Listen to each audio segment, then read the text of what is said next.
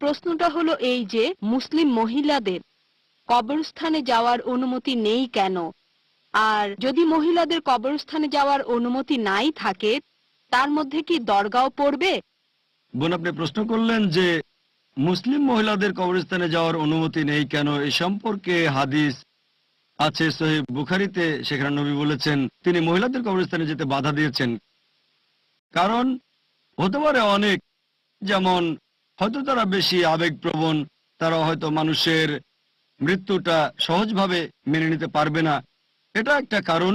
এছাড়াও আরো বেশ কিছু জায়গায় আমাদের নবী বলেছেন এই মহিলারা অনুমতি পাবে না তাদের কাজের কারণে। তার মানে কবরস্থানে যেতে বাধা দিয়েছেন তাদের কাজের জন্য। এই হচ্ছে কারণ যে মুসলিম মহিলারা কেন কবরস্থানে যেতে পারবে না। যদিও কিছু বিশেষজ্ঞ আছেন যারা বলেন যে কিছু হাদিসে উল্লেখ আছে যে নবী কয়েকজন মহিলাকে